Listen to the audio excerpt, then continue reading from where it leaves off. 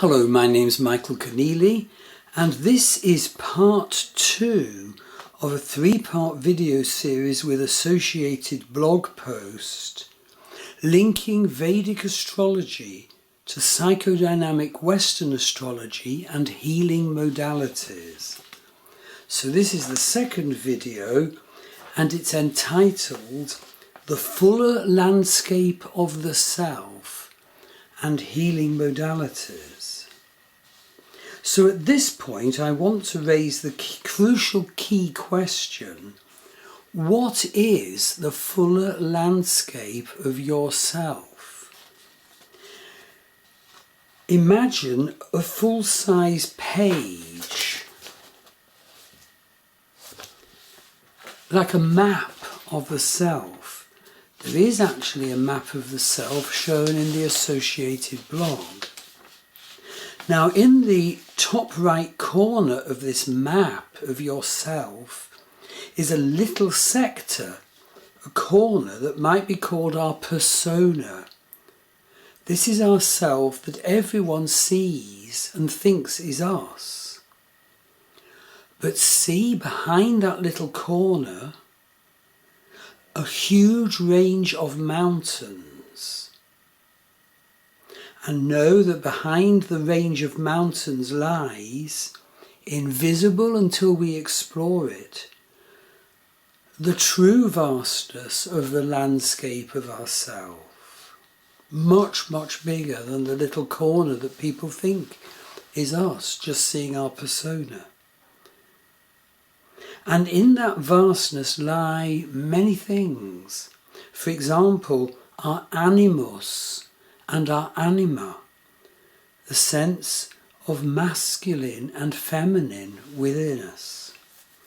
And also within this vastness lie our key archetypes that drive our particular life, our complexes, and also our own particular share of the primordial fire that drives humanity. We must not ignore the true vastness of our individual self. Otherwise, we risk approaching our lives like formulaic robots, like culturally determined beings only.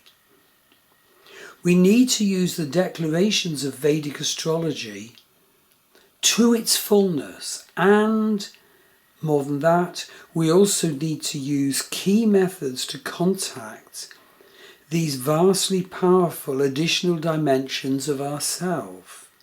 We are bypassing otherwise. We are fooling ourselves otherwise.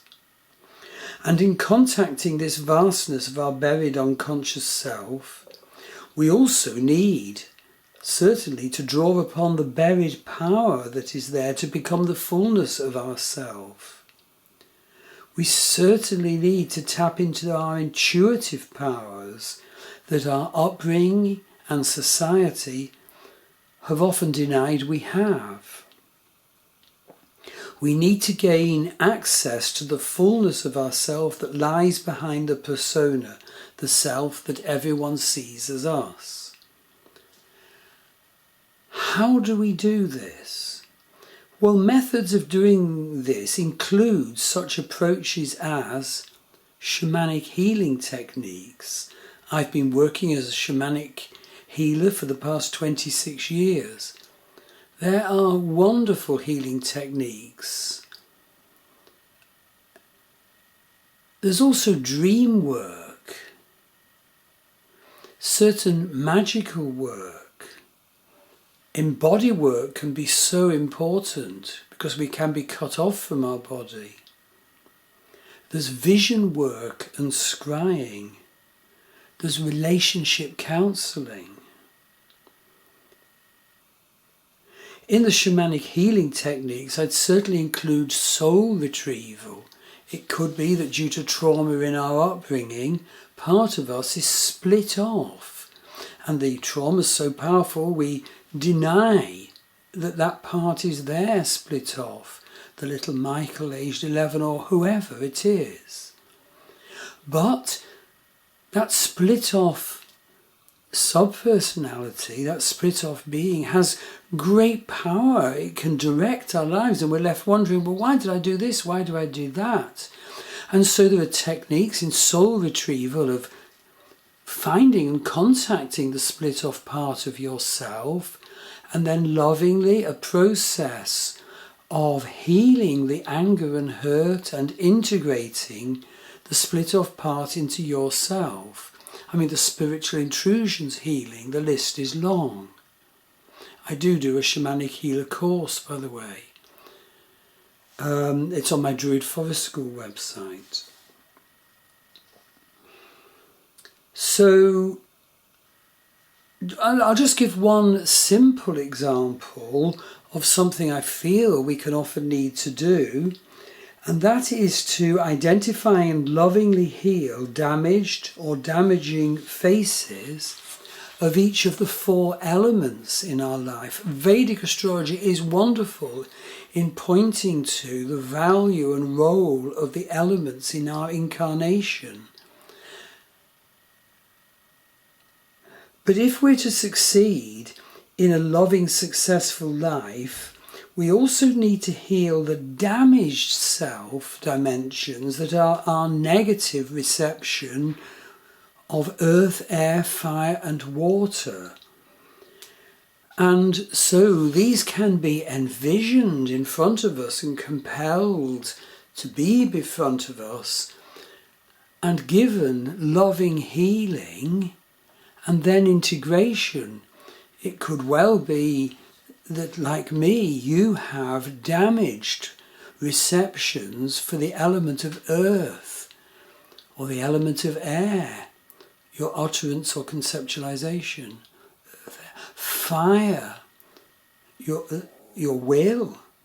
Water, your emotions. These can all be skewed up by our upbringing and our society, and they can need to be healed. Just a little example there.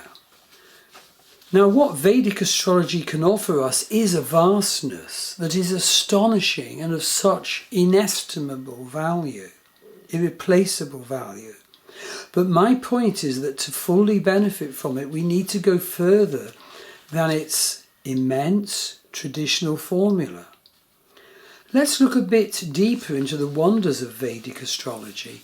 26 years ago, I read a sentence that convinced me to commence a study of the vastness of Vedic astrology, in addition to Western astrology, which I'd encountered when I was 14.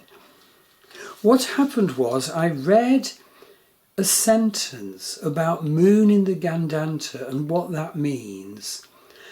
In just one sentence, this spoke the very unusual essence of my particular fate and destiny and incarnational life purpose in this incarnation. And the point is that Western astrology knows nothing of it. Nothing of the Gandanta. Reading this made me embark on a study of Vedic astrology because Western astrology, which I'd already encompassed, knew nothing of the Gandanta. Yet Vedic astrology's concept of the meaning of Gandanta moon actually describes my life's central task, my life's central challenge. Moon's also my Atmakarika, of course. And this is one example of why Vedic astrology should not use the tropical zodiac of Western astrology. Vedic astrology should not use the tropical zodiac of Western astrology, for example, because the tropical zodiac knows nothing of the 3 Gandanta zones.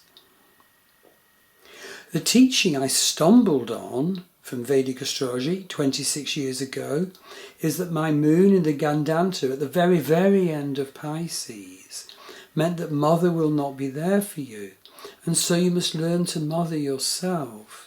As I said, moon is my Atmakarika planet. The key planet one must work with in this incarnation is the Atmakarika. So Western astrology, of course, knows nothing of these Gandanta zones. These are actually the 3 transition points from water sign to fire sign. The couple of degrees either side of the transition 0 point are Gandanta, where this world is experienced as insubstantial and unsupportive.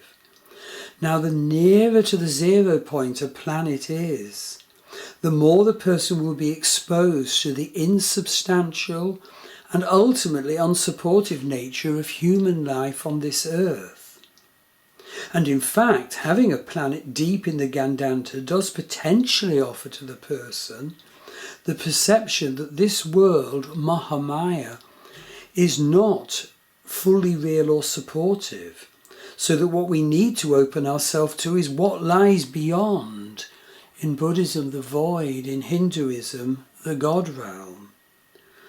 So here we have visions of Shiva and Shakti mating endlessly to produce the universe. Here we have the vision of Lord Vishnu lying back in ecstasy to dream universes in and out of being. Lord Vishnu dreams a universe into being, but as it gets further from the God, it becomes less pure. And so Lord Vishnu sends Avatara to sort us humans out. But eventually, the decline that comes with the distancing from the God is such that he reabsorbs that universe into his self and emanates another universe. And here we're also into the teaching that this world of Mahamaya is part of the playing of Lord Krishna's flute. The dimension of Vedic astrology that encompasses connection to the gods and goddesses of the face of the divine is so marvellously healing and empowering, and so marvellously extending of our consciousness.